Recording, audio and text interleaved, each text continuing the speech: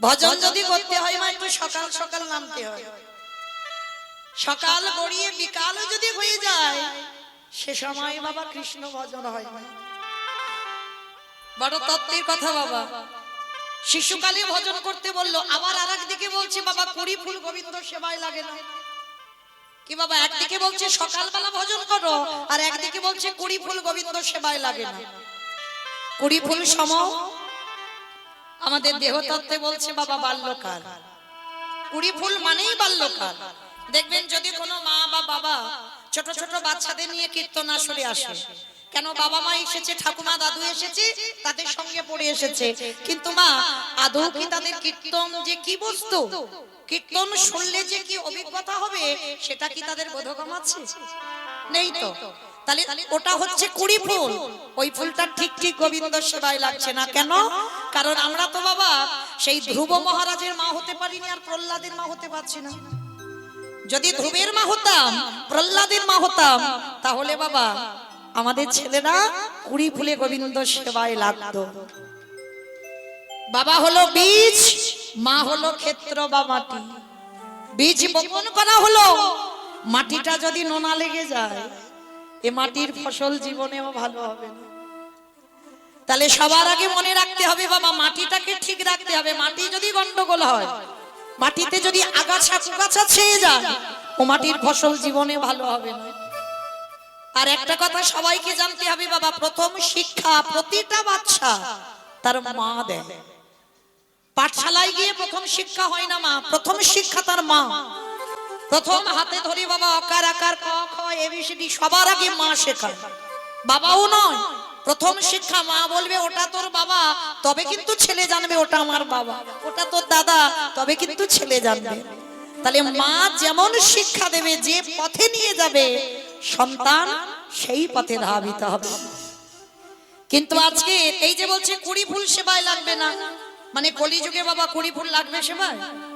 ওদের বাবা হাতে একটা বড় বড় মোবাইল দিলে হয়ে গেল, যাও, আর কারোর লাগবে না। কলিযুগে ধারণার কথা বলছি। আর বাসি ফুল তো লাগেই না বাবা, বাসি ফুল সেবায় লাগে না। কি গো মা, বাসি ফুল সেবায় লাগে? যে ফুলটা গাছে ফুটেছিল পড়ে গেছে ঝরে, সে ফুল সেবায় লাগছে না। হরি বল। তা সে ফুলটা যখন সেবায় লাগছে, সে ফুল যখন সেবায় লাগে না বাবা, আর ওই বাসি ফুল সম আমাদের দেহতত্ত্বে বলছে বার্ধক্য দশা। কি গো, দন্ত পড়ে যাবে, কেশ পেকে যাবে, চামড়া গুলো আলগা হয়ে যাবে, এ ফুল গোবিন্দ সেবায় লাগবে। এ ফুল গোবিন্দ সেবায় লাগবে না। যখন রক্ত গরম থাকে না বাবা, এই পার্থিব জগতের কথা বলছি বাবা, ধরাকে সরা মনে করে না, মানে নিজে যেটা করব সেটা ঠিক, কিন্তু যখন ওই যৌবনের রক্ত জল হয়ে যাবে, ঠান্ডা হয়ে যাবে, তখন বাবা কপালে হাত চাপড় দিয়ে বলবে আমি কি সর্বনাশটা না করেছি। যখন রক্ত গরম ছিল কত কিছু করে বেড়ালাম, এখন হায় হায় আমার কি দশা হলো। তাহলে আজকে বার্ধক্য দশায় সেবা হবে না। সেবা যদি করতে হয় ফোঁটা ফুল গোবিন্দ চরণে দাও। আমাইরা ফোঁটা ফুল সম যৌবন কাল। কোন যৌবনের কথা বলছি জানো? যেদিন আমাদের দুটো হাত গোবিন্দ সেবাই লাগবে, তোমার দুটো চরণ গোবিন্দ স্থানে যেতে পারবে, তুমি জিহ্বায় কৃষ্ণ নাম উচ্চারণ করবে, তুমি কানে ভালো করে কৃষ্ণ নাম শ্রবণ করবে, এই জিহ্বায় কৃষ্ণ নামে বলতে পারবে, তুমি নয়ন দিয়ে কৃষ্ণ রূপ দেখতে পাবে, তুমি তোমার 10 ইন্দ্রিয়টা গোবিন্দ সেবায় লাগাও। কি গো, লাগাতে পারবে এখানে কেউ একজন ভক্ত? অত সোজা নয়। তুমি যে একজন ভক্ত এখানে হৃদয়ে হাত রেখে বলতে পারবে না যে আমি একেবারে গোবিন্দ চরণে আমার দেহ মন প্রাণ আমার 10 ইন্দ্রিয় আমি আমার গোবিন্দ চরণে নিবেদন করব। তাহলে আজকে রাধারানী ললিতা বিশাখাকে বলেছিল, শরীরে আমার গোবিন্দ বৃন্দাবন মথুরায় চলে গেল। 100 বছর রাধারানী কেঁদেছিল। আপনারা যারা লীলা কীর্তন শোনেন ভালো করে জানবেন, রাধারানী গোবিন্দকে হারিয়ে 100 বছর কেঁদেছে। একটা দুটো বছর নয়, 100 বছর কাঁদলো। তা যখন 100 বছর আমার গোবিন্দকে ছেড়ে কাঁদছে, একেবারে শেষের সময়, একেবারে শরীর ক্ষীণ হয়ে গেল, মৃত্যুর শয্যা, রাধারানী ললিতার কণ্ঠ জড়াইয়ে ধরে বলল, সজনী রে, আমার বধূ যে ব্রজ ছেড়ে মথুরায় চলে গেল, যদি কোনদিন ভাগ্যক্রমে বধূ আমার ব্রজধামে ফিরে আসে, সেই দিনে যদি আমার দেহে যৌবন না থাকে, বলে বল ললিতা রে, আমার দেহে যৌবন যদি চলে যায়, বলে বলে কি দিয়ে গোবিন্দে আমি সেবা দিব, আমার যৌবনে যদি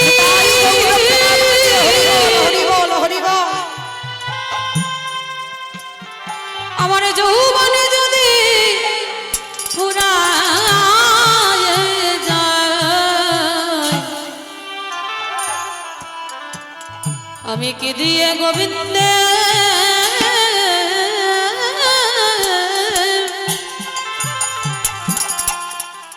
বলে বলে সেবা দিব। তাহলে মাইরা ভজন যদি করতে হবে, সকাল সকাল নেমে পড়তে হবে, যৌবন কালে ভজন করতে হবে। তাহলে চলেন যোগ একবার আসে, আর সেই যোগ যদি বিয়োগ হয়ে যায় আর যোগে ফিরে আসে না। আর একটা কথা বলি মা, আমার ওই ভগবান না একটু ভালোবাসার কাঙাল, অন্য কিছুর কাঙাল নয়, ভগবান শুধু ভালোবাসার কাঙাল। ভগবানকে জগতে কেউ দড়ি দিয়ে বেঁধে রাখতে পারে না বাবা, ভগবানকে কেউ অহংকার দিয়ে বেঁধে রাখতে পারে, ভগবানকে কেউ ধন সম্পত্তি দিয়ে বেঁধে রাখতে পারে না। ভগবান বলছে কে কি দিল আমি দেখি না। ভগবান বলছে না যে আমায় মোটা মোটা রজনীগন্ধার মালা দিয়ে সাজা। ভগবান একবারও বলছে না আমার শ্বেত পাথরের মন্দির গড়ে দে। ভগবান একবারও বলছে না আমার দামি দামি অলংকারে সাজিয়ে দে, ভালো ভালো ডালা দিয়ে খেতে দে। তবে বাবা ভগবানের লোভ নেই বলা ভুল হবে, আছে আছে। ভগবানের এক জায়গায় লোভ, যদি একজন ভক্ত যদি একেবারে নয়ন জলি, যদি একেবারে কাঁদা প্রাণে, হা কৃষ্ণ প্রাণ কৃষ্ণ বলি কাঁদিতে পারে, যদি একজন ভক্ত বলতে পারি বধূ তুমি বিনে আমার গতি না, যদি নয়ন জলে তুমি ভাসতে পারো, ভগবান বলছে আমি পৃথিবীর যে প্রান্তে থাকি না কেন, আমি ভক্তের দাঁড়ে আমার প্রভু ছুটে আসে, যে জন কাঁদা প্রাণী ডাকিতে পারে, সেই ভক্তের দ্বারে ছুটে আসে, যে জন নয়ন জলে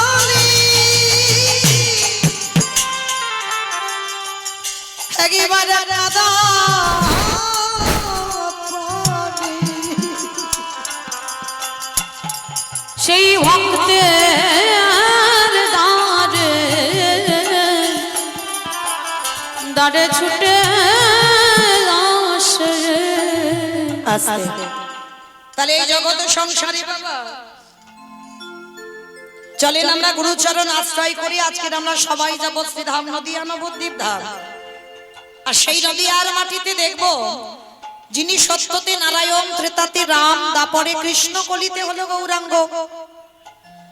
কৃষ্ণ কলিযুগে গৌরাঙ্গ হয়েছে মা, কিন্তু এই গৌর হয়ে এসেছে শুধু একজনের ডাকে, তিনি হলেন অদ্বৈত আচার্য গোসাই, যিনি 12 বৎসর তুলসী ভাসিয়ে আমার কৃষ্ণকে গৌর করে এনেছিল।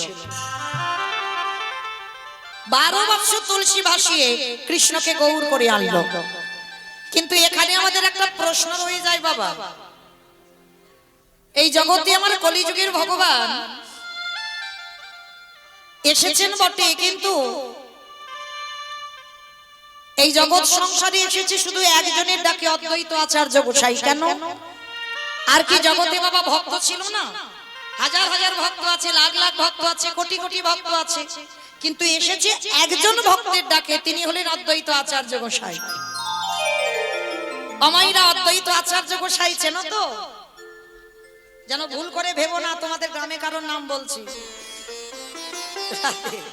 ওই যে পঞ্চতত্ত্ব ছবি যাদের বাড়িতে আছে দেখবেন, শ্রীকৃষ্ণ চৈতন্য প্রভু নিত্যানন্দ শ্রী অদ্বৈত গদাধর শ্রীবাস আদি গৌর ভক্তবৃন্দ, মাঝখানে যিনি দাঁড়িয়ে আছে হাত দুটো তুলে বাবা কলিযুগের ভগবান। আর ওই ভগবানের ডান দিকে দেখবেন একটা বয়স্ক লোক, চুল গোপ দাড়িগুলো বাবা পেকে সব সাদা, ইনি হলেন বুড়ো অদ্বৈত আচার্য গোসাই। আর ইনি 12 বছর তুলসী ভাসিয়ে আমার কৃষ্ণকে গৌর করে টেনে এনেছিল বাবা গোলক থেকে নদিয়ার মাটিতে। কিন্তু এখানে আমাদের জানার বিষয় আছে বাবা, ভক্তের যদি অভাব নেই তাহলে একজনের ডাকেই কেন এলো? আর কি অন্য ভক্ত ছিল না? অদ্বৈত আচার্যের ডাকে এলো কেন?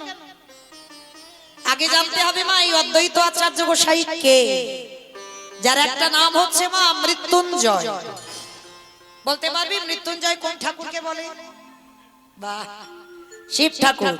শিব ঠাকুরের একটা নাম হচ্ছে মৃত্যুঞ্জয়। কেমন? আর এই মৃত্যুঞ্জয় নাম হয়েছে কেন না, সত্য ত্রেতা দাপর এই 3 যুগে আমার বাবার কোন রূপ পরিবর্তন হয়, একই শিব হয়ে আছে। আর ওই বাবা কলিযুগের মাটিতে এসে বাবা রূপ পরিবর্তন করেছেন নাভা দেবীর গর্ভে, নাম নিয়েছে যার নাম হলো কমলাক্ষ। দীক্ষা নেবার পরে নাম হলো অদ্বৈত আচার্য গোসাই। কিন্তু এখানে আমাদের একটা প্রশ্ন রয়ে যায় বাবা, ভক্তের যদি অভাব নেই আর আমার ভোলানাথ 3 যুগে শিব হলো, কিন্তু কলিযুগে শিব হচ্ছে না কেন? এই কেনর কথা জানতে গেলে বাবা আমাদের সবাইকে একটু যেতে হবে মহাভারত। এই মহাভারতে গেলে বাবা আমরা প্রশ্নের উত্তরটা পাবো, কিসের জন্য আমার বাবা ভোলানাথ কলিযুগে শিব হচ্ছে না।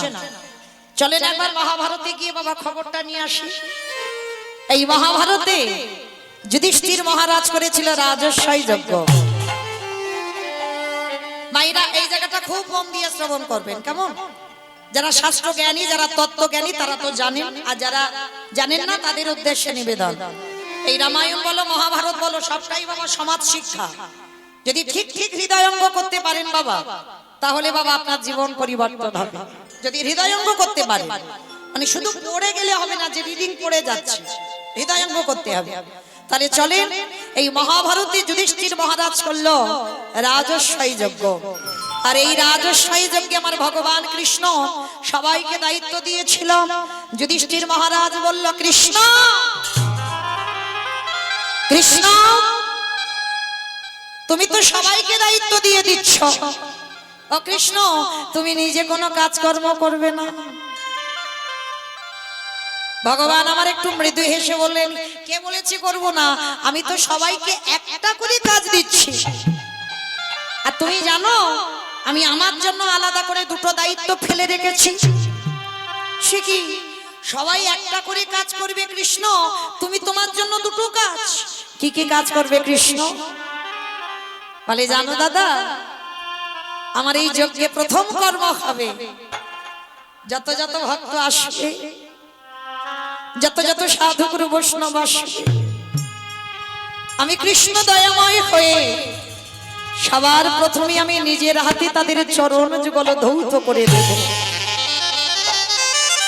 যেই না কথাটা বলেছে যুধিষ্ঠির মহারাজ চমকে উঠেছে। অসম্ভব! কে কোন জাতের মানুষ আসবে জাতের ঠিক নেই, আর যারা যারা আসবে কৃষ্ণ তুই সবার পা ধোয়াবি? ভগবান হেসে বলল, হ্যাঁ দাদা, এটা হবে আমার প্রথম কাজ। আচ্ছা মায়েরা, আপনারা একটু হৃদয়ঙ্গ করে দেখেন, অনুভব করে দেখেন। যিনি বিশ্বের স্রষ্টা মালিক ভগবান, জগতে যার কোনো কিছু অভাব নেই মা, মনে করলে একটা সেকেন্ডে বাবা পৃথিবীটাকে লয় প্রলয় করে দিতে পারে, মনে করলে একটা সেকেন্ডে বাবা পৃথিবীটাকে ওলট পালট করে দিতে পারে। সেই ভগবান আজকের পা ধোয়ার দায়িত্ব নিচ্ছে কেন? এমনি এমনি নয়, ভগবান পা ধোয়ার কাজ কেন নিয়েছে জানো? নিজে আচরি ধর্মজীবের শেখায়, নিজে না করলে ধর্মজীবকে শেখানো না যায়। যদি আমার আচরণ ঠিক না হয়, আমাকে দেখে সমাজ শিখবে কি?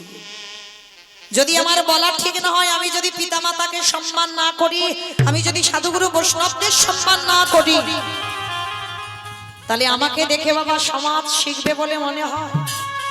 আমার কথা শুনে সমাজ শিখবে বলে মনে হয়? কখনো শিখবে না। তাহলে আগে নিজেকে আচরণ করে দেখাতে হবে কি বাবা? তাই তোমার কৃষ্ণ রাজস্বই যোগে আজকের প্রথম কাজ পা ধোবার দায়িত্ব নিল। কেন? আপনাদের আমাদের চৈতন্য দান করলো। ওরে কলির জীব, তোদের বাড়িতে যদি সাধু গুরু বৈষ্ণব আসে, সবার আগে চেষ্টা করবি নিজের হাতে চরণ যুগল ধৌত করে দিতে। এই নিয়মগুলো বাবা এখন আমরা বিশ্বাস করি না, এখন আর আমরা মানি না, কিন্তু আগেকার দিনে আমার মা ঠাকুমারা করতো, দেখতাম বাড়িতে যদি গুরুজন আসতো সবার আগে বাবা পা ধোয়ার ব্যবস্থা হতো, তারপরে বসতে দেওয়ার জায়গা। কিন্তু আমাদের মতো মেয়েরা বাবা যত টিভি সিরিয়াল দেখে আর তাদের মতো আচরণ হয়ে যায়, ভুলে যাই আমরা পুরানো সংস্কৃতির কথা, ভুলে যাই আমরা পুরানো দিনের কথা। কিন্তু সবার চরণ ধরে আমি একটা কথা বলে যাব মা, আপনারা যেন মনে করবেন না যে আমি কাউকে জ্ঞান দিতে এসেছি, না, এইটা একেবারে ভাববেন না বাবা। আপনারা জানেন, আমি একটু মনে করাচ্ছি, আপনারা জানেন আমার থেকে অনেক অভিজ্ঞতা, আপনারা যারা জ্যেষ্ঠ বা জ্যেষ্ঠা বসে আছেন, অনেক জ্ঞানী ব্যক্তি, আমার থেকে অনেক অনেক উপরে, আমার থেকে অনেক জ্ঞান আপনাদের। তথাপি আমি একটা কথা বলে যাব মা, বাড়িতে যদি কোনোদিন সাধুগুরু বৈষ্ণব আসে, বাড়িতে যদি গুরুজন আসে, বাড়িতে যদি বছর অন্তর গুরুদেব আসে, সবার আগে চেষ্টা করবে নিজের হাতে তাদের চরণ যুগল ধৌত করে দিতে। সবার আগে চেষ্টা করবে। অনেক অনেক মায়েরা প্রশ্ন করবেন, মৌমিতা আমাদের গুরুদেব তো নেই, দেহ রেখেছেন, কি করব? বছরান্তর ঠিক ঠিক সাধুগুরু বৈষ্ণব পেয়ে উঠি না, তাহলে আমরা কি করব? তাদেরও ব্যবস্থা করে রেখেছে আমার ভগবান। যে যার ঘরের বাবা মা তো আছে, যে যার ঘরের শ্বশুর শাশুড়ি তো আছে, যাদের আছে, যারা হারিয়ে ফেলেছো তাদের কথা বাদ দাও, যাদের আছে একটু যত্ন করে রেখে দিও। একটা কথা মনে রেখো মা, ভগবান সুদামাকে বলে রেখেছে, সুদামা এই পৃথিবীতে সব থেকে বড় গুরু তো যে যার ঘরের বাবা মা। ভগবান নিজেকে নিজে আগে বড় গুরুর জায়গা দেয়নি বাবা, ভাগবত বিধান সবার আগে বাবা মার জায়গা দিয়েছে, তারপরে দিয়েছে বাবা শিক্ষা গুরু দীক্ষা গুরুর জায়গা, তারপরে ভগবান নিজের জায়গাটা নিয়েছে। ভগবান বলছে কাউকে নবদ্বীপ যেতে হবে না, বৃন্দাবন যেতে হবে না, হরিদ্বার যেতে হবে না, একদিনের জন্য কুম্ভ মেলায় গিয়ে স্নান করতে হবে না, যদি তুমি জীবিত ভগবানের সেবা করতে পারো। আমায়রা জীবিত ভগবান কে গো? কি গো জীবিত ভগবান পূজা করেছো বছর অন্তর কোনদিন? করনি তো। আমি বলে যাচ্ছি বাবা, চরণ ধরে লাখ লাখ টাকা খরচা করে দুর্গা পূজা করো, হাজার হাজার অর্থ ব্যয় করে কালী পূজা করো, এই গঙ্গা মায়ের পূজা করছো,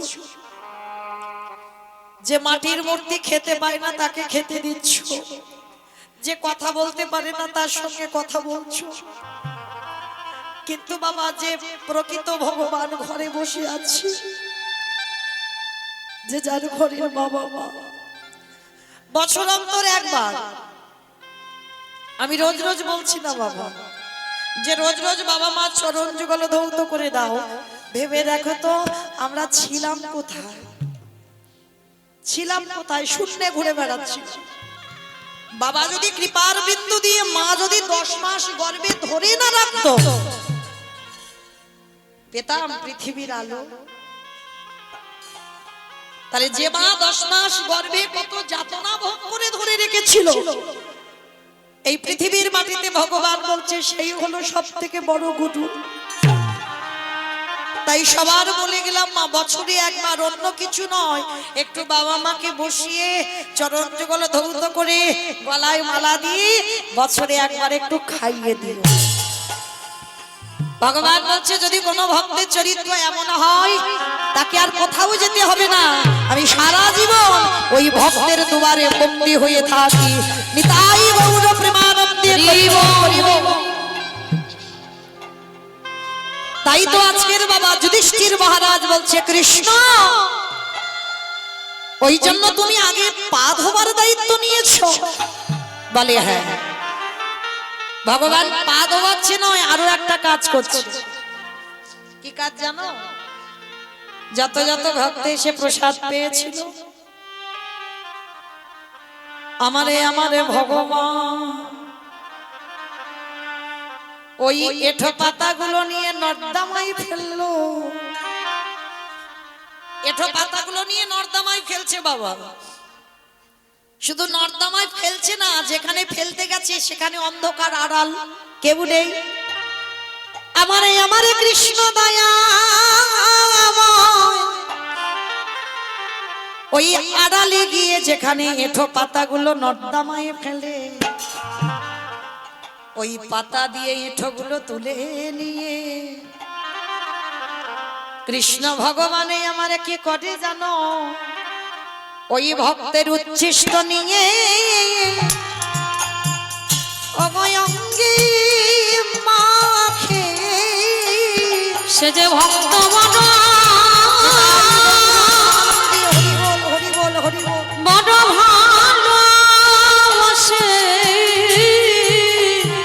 ভক্তের উচ্ছিষ্ট লয়ে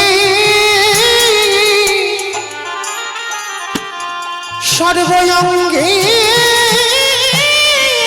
মাখে। যুধিষ্ঠির বলল, কৃষ্ণ রে, এটা তুই কি করছিস? কে কোন জাতের মানুষ এসেছে, কে নিচু জাত, কে উঁচু জাত, জাতির ঠিক নেই। আর যারা যারা আসছে তুই প্রত্যেকের পা ধোবাবি, ওটা মেনে নেওয়া যাচ্ছে। প্রত্যেকের এঁঠো পাতাগুলো ফেলছিস, এটাও মেনে নেওয়া যাচ্ছে। কিন্তু কৃষ্ণ ওই এঁঠোগুলো কেন গায়ে মাখছিস? ভগবান হাসি আর বলি, দাদা গো, ভক্তের এঁঠোই আমি গায়ে মাগলাম কেন জানো? এই জগৎ সংসারে কেউ যদি পাপ করে, সবার পাপের বিচার আমি ভগবান করি। কিন্তু তুমি কি জানো, সবার পাপের বিচার আমি করি, কিন্তু বাবা যে বিচারক হয় তার বিচার কে করে? কি গো মাইরা, আপনারা কি বলেন? ভগবান হয়ে অপরাধ করে না, ভগবান হয়ে পাপ করে না? তাহলে আপনাদের বিচার যদি আমার ভগবান স্বয়ং করে, তাহলে ভগবানের বিচার করবে কে? ভগবান হাসিয়ার বলে, আমার বিচার কাউকে করতে লাগে না, আমার বিচার আমি নিজে নিজে করে দিই। তা যুধিষ্ঠির মহারাজ বলছে, কৃষ্ণ তুমি পাপ করেছো। কি পাপ? বলে যে পাপটা করেছে সেই পাপটা ওই ত্রেতা যুগে রামচন্দ্রের অবতার, আমি নিজের হাতে আমি রাবণকে বধ করেছি। আর রাবণকে বধ করে আমার রামচন্দ্রের মাথা থেকে পা পর্যন্ত বাবা পাপী হয়ে গেল। আর সেই পাপ ধোয়ার জন্য কৃষ্ণ অবতারের রাজস্বয় যজ্ঞে পা ধোয়ার দায়িত্বটা নেওয়া। আচ্ছা মায়েরা, আপনাদের এই জায়গাটায় একটু একটা কৌতূহল হচ্ছে না যে রামচন্দ্র অকাল বোধন দুর্গা পূজা করেছিল, যে কার্তিক মাস বা আশ্বিন মাসে পরে যে দুর্গা পূজাটা হয়, ওটা তো বাবা রামচন্দ্র করেছিল। ওই পূজাটার নাম হচ্ছে অকাল বোধন। তাহলে এই অকাল বোধন পূজা করলো রাবণের মৃত্যুর জন্য। আর সেই রাবণকে মেরে আমার রামচন্দ্রের সর্বশরীর পাপী হয়ে গেল। এইটা একটা কেমন মতো শুনতে লাগছে না? ভগবান একজন শত্রুকে নিধন করে পাপ করেছে। আগে তো জানতে হবে মা, রাবণ ভালো লোক না খারাপ লোক? বলো তো দেখি, রাবণ ভালো লোক না খারাপ লোক? ভালো লোক। ও মা, বোধহয় মাথার গন্ডগোল হয়ে গেছে। রাবণ নাকি ভালো লোক? আমা আপনারা কি বলেন? এদিক থেকে উত্তর এলো রাবণ ভালো লোক, আপনারা কি বলছেন? ভালো লোক? সবাই বলছো ভালো লোক। আচ্ছা হ্যাঁ গো, ভালো লোক যদি হলো তাহলে ভগবানের বউ চুরি করলো কেন? ভালো লোক তো বলছো, ভালো লোক যে হয় সে ভগবানের বউ চুরি করে? বাহ, রাক্ষসগুলো উদ্ধার হওয়ার জন্য। রাধে রাধে। এটাই তত্ত্ব বাবা। সবার আগে মনে রাখতে হবে, কীর্তন মানে নারকেল। নারকেল দেখেছো মা? বলে হ্যাঁ, গ্রামাঞ্চলে আর দেখছি না নারকেল দেখা যায়। নারকেল যারা যারা দেখেছো দেখবে বাইরে একটা খোসা আছে। খোসাটাকে ছাড়ালে কি বাবা নারকেল পাবে? ভিতরে ঢুকে গিয়ে দেখবে বাবা আরো বেশি শক্ত। বাইরে যত না শক্ত, ওর ভিতরে আরো বেশি শক্ত। সেই শক্ত জিনিসটাকে ভাঙতে হবে, সাদা রঙের শ্বাসটাকে টেনে ছাড়াতে হবে। তারপরে যদি আস্বাদন করতে পারো, তারপরে বুঝবে তুমি নারকেলের স্বাদটা কেমন। এই কীর্তনটা ঠিক বাবা ওই রকম। মানে যেটা চোখে দেখছো ওটা ঠিক নয়। তুমি যেটা চোখে দেখছো ওটা কোনোদিন ঠিক নয়। এই যে আমি বললাম না, ভগবানের বউ চুরি করেছিল। রাবণের একটা দুটো বউ নয়, যে রাবণের 10,000 বউ ছিল, তবু বাবা লক্ষ্যটা পড়েছিল ভগবানের বউয়ের দিকে। কেন লক্ষ্য পড়লো জানো? এটাই তত্ত্ব বাবা। এই তলিয়ে ভিতরে একটু ঢুকতে হবে, ভিতরে গিয়ে খুঁজে বের করতে হবে। সবার আগে জানতে হবে বাবা, নারী ভোগের সম্পদ নয়। এখানে যদি কোনো পুরুষ মনে করে বাবা নারী শুধু ভোগের, ভোগ বিষয় আলাদা, সেবা বিষয় আলাদা, এই দুটো যদি বাবা কোনো পুরুষ গন্ডগোল করে ফেলে না, তার বাবা অনিবার্য সর্বনাশ হবেই হবে। এই ভোগ বিষয় আর সেবা বিষয়, যারা গুরুচরণ আশ্রয় করেছো, দুটোর মধ্যে বাবা একটা স্বর্গ আর একটা নরক। নারী ভোগের সম্পদ নয়, নারী হচ্ছে সাধনা, নারী ভজনের, নারী আরাধনার। যদি বলো এটা আমার কথা নয় বাবা, আমার কথা কাউকে বিশ্বাস করতে হবে না।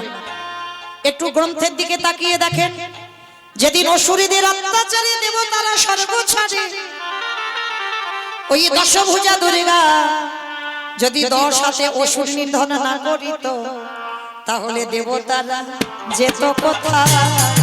যদি 10 হাতে অসুর নিধন না করিত, দেবতারা যেত আস্তে। তাহলে বাবা অসুরদের নিধনের জন্য দেবতাদের তেজ দিয়ে তাহলে তো পুরুষ সৃষ্টি করতে পারতো, তাহলে নারী সৃষ্টি হলো কেন? নারী পারে বাবা অসুরদের নিধন করতে। আবার দেখেন, ওই চণ্ডী ঠাকুরের রামের চরণ ভজন করে পেয়ে গেল গোবিন্দ চরণ। এই চণ্ডী ঠাকুর মা বাসুলির উপাসনা করতো বাবা, কালী ভক্ত। চণ্ডী ঠাকুর কালী আরাধনা করতো, শক্তি আরাধনা করতো।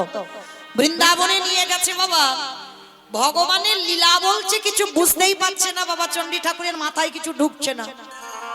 মানে মা সাক্ষাৎ চণ্ডীকে নিয়ে গেছে বাবা বৃন্দাবন, শক্তি নিয়ে গেছে বৃন্দাবনে, ভগবানের লীলা নিজে চোখে দেখাবে, শোনাবে বলে। কিন্তু বাবা ভগবানের লীলা কিছু বুঝতেই পারছে না। জগৎ জননী মা বলেছিল, বলে শোনো চণ্ডী, এখন তোমার হবে না, ফিরে চলো তুমি তোমার সেই নানুর গ্রামে। সেখানে গিয়ে তোমাকে একটা কাজ করতে হবে, সেবা বিষয়টা জানতে হবে। মা নিজের হাতে জানিয়ে দিয়েছিল বাবা। ওই যে বিধবা নারী, যার নাম জানো কি ছিল গো? কি ছিল? রানী রজকিনী। ধোপানি না কাজ করতো, কাপড় জামা কাচতো। হ্যাঁ, 12 বছর একটা যুগ, 12 বছর চণ্ডী ঠাকুর ওই পুকুরে ছিপ ফেলেছে বাবা। মানে পুকুরের ওদিকে থাকতো চণ্ডী ঠাকুর আর এদিকে থাকতো রানী রজকিনী। বাবা ছিপটা তো নামে ফেলতো, অপলক নয়নে চেয়ে থাকতো, কিন্তু রানী একটা দিনের জন্য কথা বলেনি। কেন? কারণ অল্প বয়সী বিধবা নারী, দাদার ঘরে থাকতো কাজের মেয়ের মতো। কোন দিনের জন্য, একটা দিনের জন্য সারা শব্দ মুখ থেকে বার হয়নি। 12 বছর চণ্ডী ঠাকুর অপেক্ষা করেছিল ওই নারীটা কবে একটা কথা বলবে। ছিপ ফেলেই থাকতো বাবা চণ্ডী ঠাকুর। পুকুরের ওদিক থেকে একদিন রানী বলে উঠেছিল, ঠাকুর তোমার ছিপে মাছ উঠেছে তো? ঠাকুর একটা কথা বলেছিল, সবে ঠোকর দিল, মাছ তো ধরেনি গো। কি গো, এ বাহ্যিক জগতের কোনো প্রেম নয়। কেউ যদি গুলিয়ে ফেলে বাবা, আমার চণ্ডী ঠাকুর আর আমি প্রেম ভালোবাসা বাহ্যিক জগতের মতো আজকাল যেটা হয় বাবা, হ্যাঁ, তাহলে বাবা তার নরকে যেতেই হবে। কারণ চণ্ডী ঠাকুর সর্বদা রানীর চরণ সেবা করত, আর সেই সেবা করে যে শক্তি আরাধনা করত, সেই শক্তি আরাধনা করেও সাক্ষাতে রাধা গোবিন্দের যুগল দেখতে পেল। নিতাই গৌর প্রেমানন্দে হরি বল। হরি বল। তাকিয়ে দেখেন বাবা বিল্লমঙ্গলের দিকে, একজন পতিতা নারী বারবনিতা, যাদেরকে আমরা ঘৃণার চোখে দেখি, সমাজ ওই পতিতাদের কি বলে? ভালো চোখে দেখে বাবা। সেই পতিতা নারীকে ভালোবাসলো, এমন ভালোবাসলো বাবা মরে গেছে, শ্রাদ্ধে বসেছে, মানে পিতৃ বিয়োগ, মানে কতটা শোক, তথাপিও বাবা আমার বিল্লমঙ্গল যতবার শ্রাদ্ধে বসে কিছুতে মন আর স্ত্রীর হয় না, একটাই কথা, একবার আমি যাব আমার সেই চিন্তামণির কাছে। কোন রকমে বাবার উদ্দেশ্যে পিণ্ডটা দিয়ে ওই গভীর রাত, ঝড় বৃষ্টি, নদী পার হতে হবে, নদীর ওদিকে বাড়ি। হ্যাঁ, কি করেছিল বাবা আপনারা জানেন, বিস্তার করতে লাগবে না। মরাকে কাঠ মনে করলো, এমন প্রেম, মরাকে কাঠ মনে করে আর ওই বাসকি নাগ মানে সাপের লেজকে দড়ি মনে করে ছুটে গেল ওই পতিতা নারীর কাছে। পতিতা নারী একটাই কথা বলেছিল, ঠাকুর ওই প্রেমটা যদি আমায় না দিয়ে ওই প্রেমটা যদি তুমি কৃষ্ণ চরণে দিতে, আমার মনে হয় তুমি সাক্ষাতে ভগবান পেয়ে যেতে। তাই গৌর প্রেমানন্দে হরি বল। হরি বল। হ্যাঁ গো, কে বলে চিন্তামণি পতিতা বারবনিতা?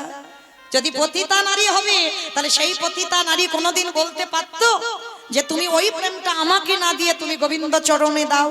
একটা ধাক্কায় একেবারে বেরিয়ে গেল বাবা চিন্তামণির কাছ থেকে, সাক্ষাতে পেয়ে গেল গোবিন্দ চরণ। তাহলে পেল কি করে? চিন্তামণির চরণ সেবা করে। তাকিয়ে দেখেন বাবা, এই গঙ্গা পূজা হচ্ছে, জয়দেবের মেলা। হ্যাঁ, জয়দেব ঠাকুর কি করতো? মা পদ্মাবতীর চরণ সেবা করত, সেবা করে সাক্ষাতে পেয়ে গেল রাধা মাধবের কৃপা। শ্রী শ্রী রামকৃষ্ণ পরমহংসদেব কার সেবা করত? মা শারদা করতো না? কলিযুগে প্রমাণ তো বাবা। তাহলে আপনারা কি বলেন, নারী ভোগে?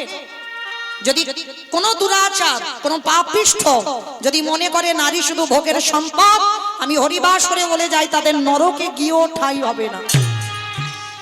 তাহলে আজকে নারী যদি সাধনার হয়, রাবণ রাজা জানতো যদি ভগবানের বউকে চুরি করে এনে রাখা যায় আর ভগবানের কাছে যেতে লাগবে না। কি গো, যেতে লাগবে? ধরো যদি কারোর বাড়ি গরু টরু থাকে, গরু বাছুর মাঠে বেঁধে দিয়ে এসেছ, ফল ফল করছে ঘাস, গরুটা খেতেই আছে, সন্ধ্যা হয়ে যাচ্ছে, সে গরুর দড়ি ধরে টানছে বাবা, গরু আর ঘরে ফেরে না। কিন্তু ভাই তোমার গরু ধরতে হবে না, ওর বাছুরটা যে চারদিকে ছুটে ছুটে বেড়াচ্ছে, ওই বাছুরটাকে একবার কোলে নাও। আর বাছুরটাকে নিয়ে যদি একবার তুমি হাঁটতে পারো, তাহলে কোনোদিন তোমাকে আর গরুর দড়ি ধরে টানতে হবে না, আপনি থেকে গরু তোমার পিছনে চলে আসবে। তত্ত্বটা কি বোঝালো বাবা? এই জগৎ সংসারে যদি একজন ভাগ্য চক্রে পেয়ে যাও ভক্ত চরণ, সেই ভক্ত চরণ যদি আশ্রয় করো, আর তোমাকে চারিদিকে ঘুরে বেড়াতে হবে না, তোমাকে গোবিন্দ ভজন করতে হবে না, ভক্ত চরণে আশ্রয় যদি করতে পারো, আমার ভগবান পৃথিবীর যেখানে থাকুক না কেন ভক্তের দ্বারে ছুটে আসে। সে যে ভালোবাসে ভক্তের দ্বারে ছুটে আসে। রাবণ রাজা ঠিক ওই রকম চরিত্রের মানুষ বাবা। উনি জানতো ভগবানের সঙ্গে তোমার মিত্রতা করলে হবে না, এরা তো সেই স্বর্গের জয় বিজয়। হ্যাঁ, বলতে গেলে বাবা আজকে সারা রাতে ঠিক করতে পারবো না, মানে এটাই হলো শাস্ত্রের কথা বাবা, একটা থেকে একটা চলে চলে যাবে। কারণ এরা জানতো সেই জয় বিজয় অপরাধ করে রেখেছিল, যদি এরা ভগবানকে প্রেম ভক্তি দিয়ে ডাকতো তাহলে 7 জনম টাইম লাগতো কৃপা পেতে। আর ভগবানের সঙ্গে যদি শত্রুতা করবে যত বেশি তত তাড়াতাড়ি কৃপা হবে। তাহলে এমনি এমনি কি বাবা, রাবণ তো জানতো আমি ভক্তি দিয়ে আমার উদ্ধার হব না, তাহলে আমার শত্রুতা করতে হবে। তো এমন শত্রুতা করব ভগবান যেন রেগে আমাকে বধ করে দেয়। আর আমাকে বধ করলেই আমার এই 1 লক্ষ ছেলে আর 1.25 লক্ষ নাতি আমার সব উদ্ধার হয়ে যাবে। তাহলে এইটুকুর জন্য আমার সীতা আমাকে চুরি করে রেখেছিল। তাহলে মায়েরা, আজ আমরা বুঝলাম নারী ভোগের নয়, নারী সাধনা, নারী সেবা। কেমন? তো আজকে সেই ভগবান রামচন্দ্র রাবণকে নিধন করেছিল। নিধন করে মাথা থেকে পায়ের নখ পর্যন্ত পাপ। ভগবান পাপ গুড়ায় না, কুরুক্ষেত্রের মাঠে গান্ধারীর কুরু বংশটা ধ্বংস করলো। আর গান্ধারী অভিশাপ দিল, কৃষ্ণ তোমার 56 কোটি যদু বংশ ধ্বংস হবে। ভগবান জানতো যে আমি ধর্ম প্রতিষ্ঠা করতে গেলে কত মায়ের অভিশাপ নিতে হবে, কত স্ত্রীর অভিশাপ নিতে হবে। ভগবান জানতো, তবু কিন্তু বলল আমাকে ধর্ম প্রতিষ্ঠা করতে হবে। আর যখন যখন বাবা ধর্মের গ্লানি আসবে, ভগবান সাক্ষাতে নাম আসুক, কোন না কোন রূপে কাউকে পাঠিয়ে বাবা ধর্ম প্রতিষ্ঠা করতে। যদা যদা হি ধর্মস্ব यदा यदा हि धर्मस्य গ্লানির্ভবতি ভারত ग्लानिर्भवति भारत অধর্মস্ব তদতমনামসৃজম। পরিত্রাণায় সাধুনায় বিনাশায় চ দুষ্কৃতম ধর্ম সংস্থাপনার্থায় সম্ভবামি যুগে যুগে। আজকে মায়েরা তাহলে সেই রাবণকে বধ করলো, বধ করে আজকে সেই পাপ ধুচ্ছে কবে? আবার ফিরে আসেন সেই যুধিষ্ঠির যজ্ঞে। বাবা গন্ডগোল হয়ে যাচ্ছে না তো? আমা বুঝতে পারছো? তাহলে রাম অবতারে পাপ করেছিল, কৃষ্ণ অবতারে খণ্ডন করছে রাজস্বাই যজ্ঞে। এবার যজ্ঞে বাবা পা ধোয়ার দায়িত্ব নিয়েছে কৃষ্ণ। এই যেমন আমার কমিটি দাদারা প্যান্ডেল করেছে, চারদিকে তো খোলা, মানে সব দিক দিয়ে ঢোকা যাবে, কিন্তু রাজস্বাই যজ্ঞের প্যান্ডেল প্রথম দরজা, আর সেই দরজায় আমার কৃষ্ণ দয়াময় দাঁড়িয়ে আছে। অগ্নিদেব, পবনদেব, বরুণদেব, ইন্দ্র, ইন্দ্রাণী, ব্রহ্মা, সাবিত্রী, শিব, দুর্গা সব পরপর লাইন দিয়ে আছে। আর কৃষ্ণ একে একে পা ধোয়ায় আর যজ্ঞের ভিতরে প্রবেশ করে। এইবার জগৎ জননী মা দুর্গা বাবাকে ডেকেছে, প্রাণনাথ, ও প্রাণনাথ, আর দেরি নয়, চলো না কৃষ্ণ পা ধোয়াবে, পা দুটো একটু ধুইয়ে নি। মা তো সংসার সামলাতে সামলাতে সাধারণ মানুষ যেমন কথা বলে, চলো না কৃষ্ণ পা ধোয়াবে, পা দুটো ধুইয়ে নি। বাবা হেসে বলল, পার্বতী তোমার মাথা ঠিক আছে তো? কি গো কৃষ্ণ পা ধোয়াবি আর আমার মতো পাপি আমি পা বাড়ি দেবো? শোনো পার্বতী, তোমার যদি ইচ্ছে করে তো তুমি লাইনে দাঁড়াও, আমার পা আমার কৃষ্ণ ধোয়াতে পারবে না। এই কথা বলে বাবা কি করেছে, প্যান্ডেলের বাইরে চলে গেছে। আর প্যান্ডেলে নাই, কারণ কৃষ্ণের চোখে ধুলো দিতে হবে। কিন্তু যেতে তো হবে ভিতরে, কিন্তু যাবো কি করে? কৃষ্ণ তো আমাকে দেখতে পেলেই হাত ধরবে আর পাটা ধোয়াবে, কিন্তু অসম্ভব, আমার পা কৃষ্ণ ধোয়াতে পারবে না। এইবার কি করেছে বাবা, প্যান্ডেলের ওদিকে গিয়ে আমার পরম বৈষ্ণব বাবা ভোলানাথ, কোন সাজা আমাদের মতো সাজা বৈষ্ণব নয় মা, ত্রিলোকের বড় বৈষ্ণব, সেই বৈষ্ণব প্যান্ডেলের পিছনে গিয়ে বাবা দুম করে কুকুর হয়ে গেছে। কুকুর হয়েছে কেন? পৃথিবীতে যত পশু পাখি আছে কুকুরের থেকে প্রভু ভক্ত আর কেউ হবে না। ও যত জগতে জগতে পশু পাখি আছে, আড়ালে গিয়ে কুকুর হয়েছে। ভোলানাথ মনে মনে ভাবছে, কৃষ্ণ ওই যে পাত তলায় ফাঁকাটা দেখছি, ওইখান থেকে গলে ভিতরে চলে যাব, মানে পিছন থেকে ছুট দিয়ে ওইখান থেকে গলে চলে যাব। ভোলানাথ এই কথা মনে করি বাবা পিছনে কুকুর হয়ে একটা একটা পায়ে আসছে, আর ভগবান তো মুচকি মুচকি হাসছে। ভোলানাথ ভাবছে কিছু দেখতে পাচ্ছে না ভগবান। কি গো মায়েরা, আপনারা কি বলেন? এই যে আমি কীর্তন গাইছি, আমি একটু উঁচু জায়গায় দাঁড়িয়ে আছি। আপনারা কি মনে করছেন আমি উঁচু জায়গায় আছি না আপনারা উঁচু জায়গায় বসেছেন বলেন তো? তাহলে জানবো যে আপনারা কীর্তন বোঝেন। প্রথমে বলে দিয়েছি কীর্তন মানে নারকেল। বলেন আপনারা উঁচুতে বসেছেন না আমি উঁচুতে দাঁড়িয়েছি? আপনারা উঁচুতে? বাহ, বুঝে বলছো তো না? না বুঝে বলে দিলে? বুঝে বলছো? হরি বল। যেটা চোখে দেখছো বাবা সব চোখের দেখা ঠিক নয়। হরি বল। ওই যে বললাম নারকেল, নববিধা ভক্তির দিকে একটু তাকিয়ে দেখেন। নববিধা ভক্তিতে প্রথমেই বলছে শ্রবণম, তারপরে কীর্তনম। আগে কীর্তন নয়, আগে শোনা, আগে শ্রোতার জায়গা, তারপরে কীর্তনিয়াদের জায়গা। কিন্তু আপনারা কি বলেন কীর্তনিয়ারা খুব উপরের মানুষ। কখনো উপরের মানুষ নয়। আপনারা বসেছেন, আপনারা এই জায়গাটা দিয়েছেন বলে কীর্তনিয়ারা আজকের এই জায়গা। কেমন? তাহলে জীবনে ভুল করে মনে আনবেন না যে কীর্তনিয়ারা উপরে আছে আমরা নিচে আছি। সব সময়ের জন্য গ্রন্থ নিয়ে কথা বলবেন, শাস্ত্র বিধান দিয়ে কথা বলবেন। নববিধা ভক্তিতে আপনারা উপরে আমি নিচে আছি। তাহলে মায়েরা আমি বাহ্যিক জগতের কথা বলি, দেখতে মোটামুটি সবাইকে পাচ্ছি, কিন্তু যারা দূরে দূরে আছে খুব একটা দেখা যাচ্ছে না। তো যারা দূরে আছে দেখতে পাচ্ছি না ঠিক ঠিক, কিন্তু কে কি করছে, কে কীর্তন শুনছে, কে শুনছে না, কে গল্প করে যাচ্ছে, কে মেলাতে এসে খাবার খেতে এসেছে, কে আবার বসে বসে সন্ধ্যাবেলা।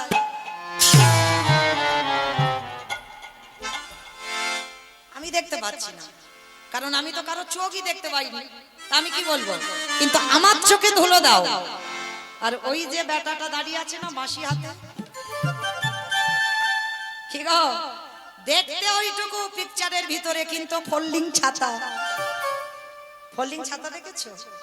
দেখবে খুলে দিলে বড় হয়ে যায়, বড় ছাতার মতো, আর যখন গুছিয়ে নেবে একটা ছোট ব্যাগের মধ্যে ঢুকে যাবে। তা ও দেখতে ওইটুকু, কিন্তু ওইটুকু ছেলে নয়। ও চোখ সারা মেলাতে ঘুরে ঘুরে বেড়াচ্ছে, কে কি করে দেখি, আর সময় মতো একেবারে লেখাপড়া করে হাতে পৌঁছে দেবো ঘরে। ভগবান বলছে না কর্ম করে যা, ফলের আশা করিস না, ফল তো আমি দেব। তো আজকে ভগবান কি করেছে দেখো, লক্ষ্য করে।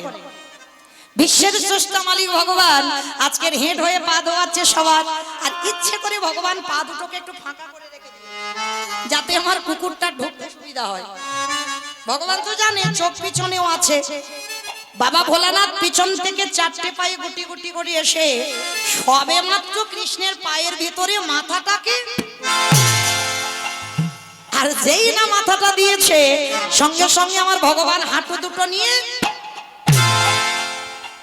এইবার দেখ কেমন লাগে।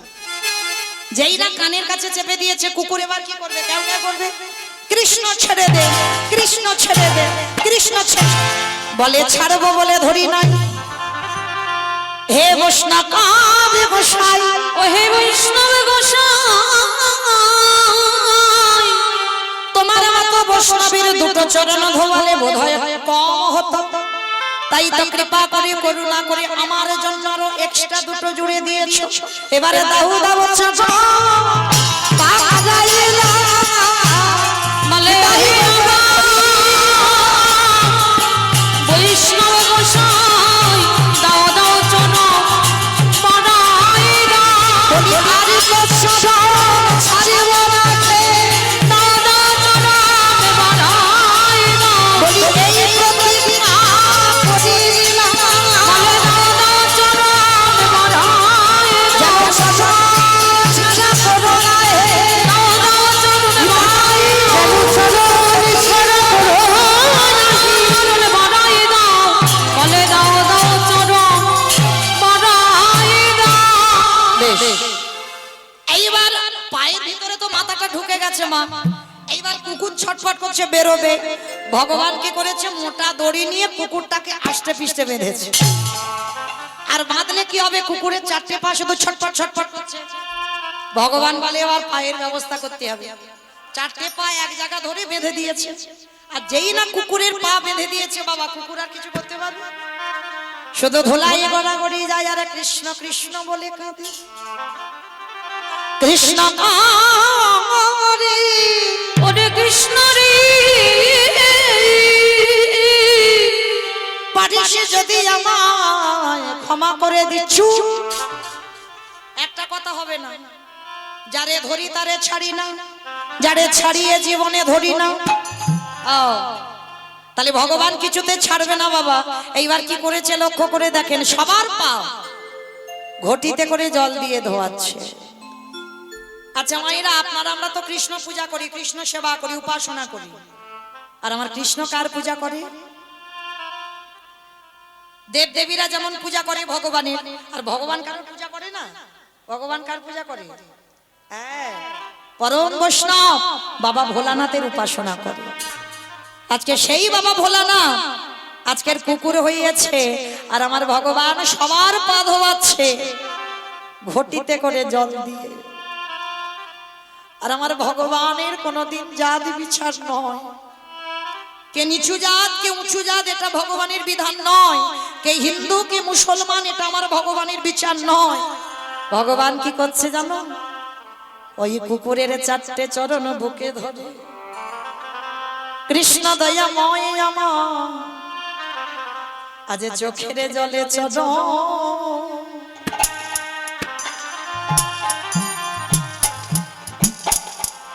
চরণ ধোবা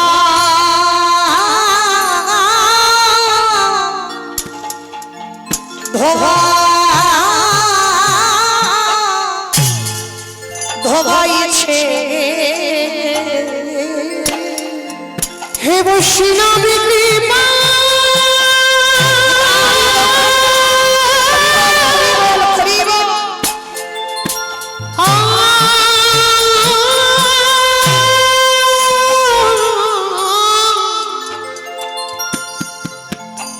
হে বৈষ্ণবী কৃপা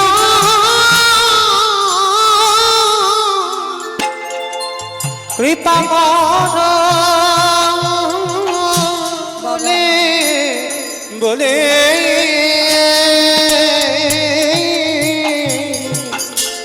চোখের জলে চর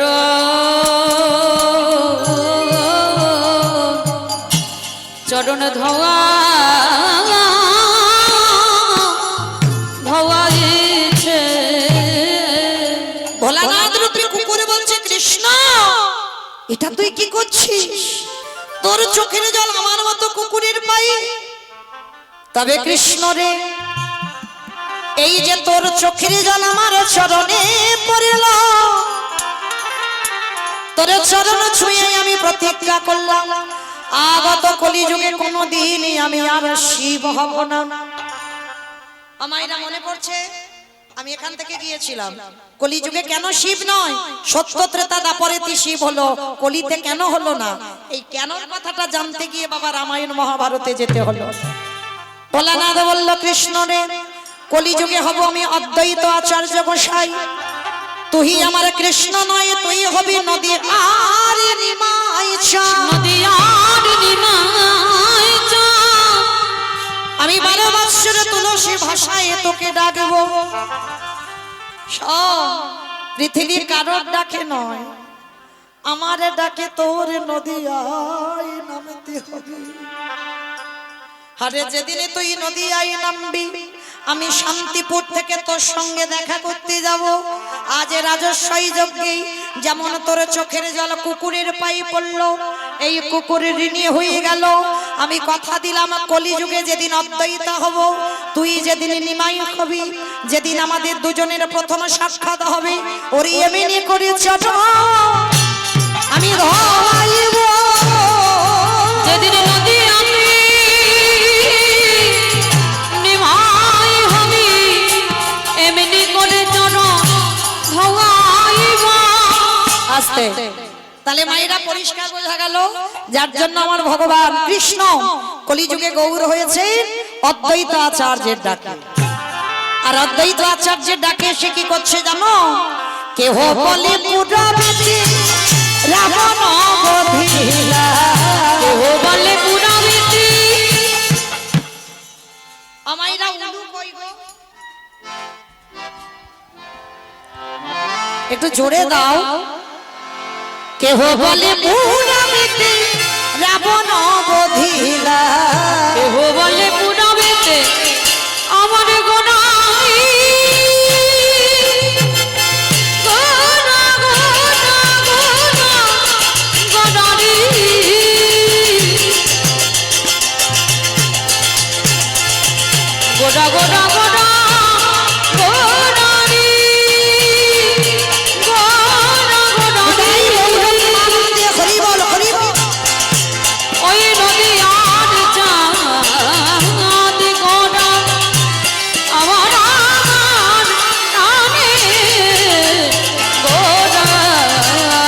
বলি পুরাবেতে রাবণ বধিরা গোলকের বৈভবে লীলা প্রকাশ করি ওই গোলকের বৈভব লীলা প্রকাশ করিলা ওই গোলকের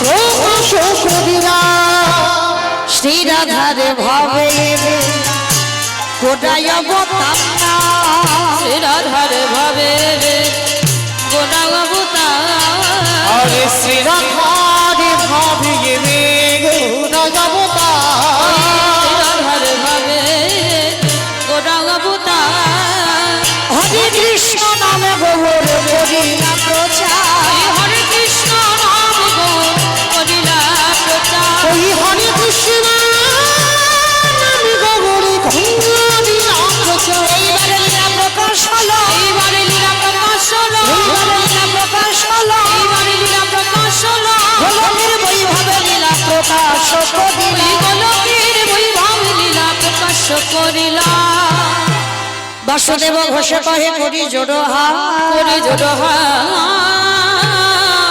ওগো যে সেই কৃষ্ণ সেই তো জগন্নাথ সেই তো আহা বাসুদেব ঘোষে কাহে এইবারে লীলা প্রকাশ হলো বাসুদেব বাসুদেব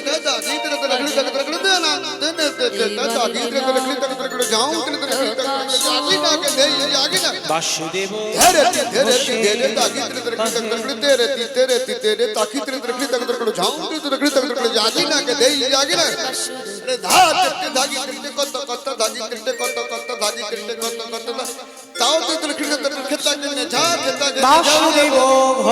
ঘোষে কহে এইবার লীলা প্রকাশ হলো বাসুদেব ঘোষে করে এইবার লীলার প্রকাশ হলো বাসুদেব ঘোষে কহে এইবার লীলা প্রকাশ হলো ঘোষে করে এইবার লীলার প্রকাশ হলো রে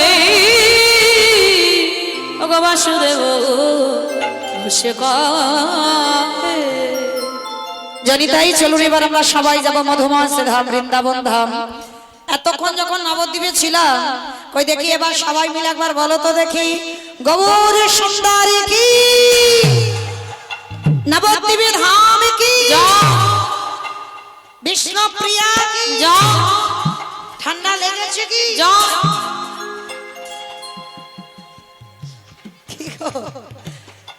ঠান্ডা লেগেছে কি এটাও জয় লাগেনি তো বেশ যাদের যাদের লাগেনি কই দেখি একবার হাত দুটো আমার সঙ্গে তোলো সবাই একটু চাদরের ভিতর থেকে বের করো কারণ নববিধা ভক্তিতে বাবা এটাও প্রয়োজন আত্মা নিবেদন করতে হবে কেমন দুটো বাহু উত্তোলন করতে হবে সবাই কি গো যারা যারা দাঁড়িয়ে আছো হাত আসেনি বাড়িতে খুলে এসেছো তো ঠিক আছে যারা আনতে পারোনি বাদ দাও যারা এনেছো হাতগুলো তোলো সবাই এইদিকে আমার বাবা ঠাকুর দাদা ভাইরা যারা আছেন একসঙ্গে সবাই কেমন মাঝখানে আমার ধসে গেল কেন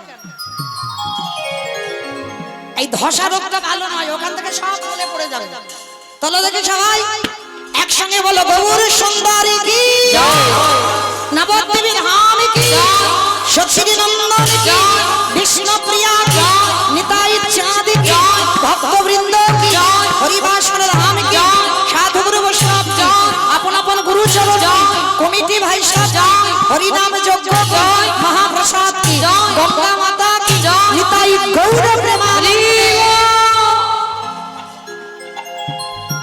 পৌঁছে গেলাম বৃন্দাবন কি গো মাইরা একটা ভজন গাইতে হবে তো গাইতে গাইতে যাই একটা হোক ভজন তবে আমি আর আমার সম্প্রদায় যাব না সবাই যাব সবাই যাব তো তো যারা যারা যাব একটু উলুধ্বনি তোলো বৃন্দাবন ধামে অপার জপে যারা রাধে अलवेली सरकार जपे जाना रे राधे वृंदावन धाम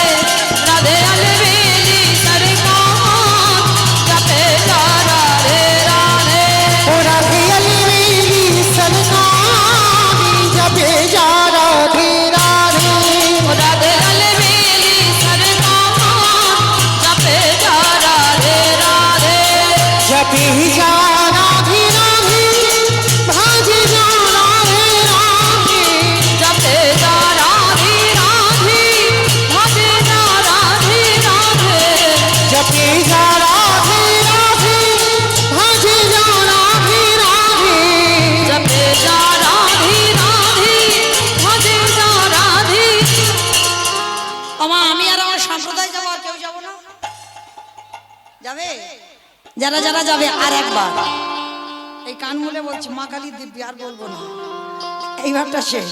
সবাই দেখি একবার হাত দুটো তোলো, দেখি একবার, আর একবার। সবাই একসঙ্গে তালে তালে করো, তালি কেমন? तू वृंदावन में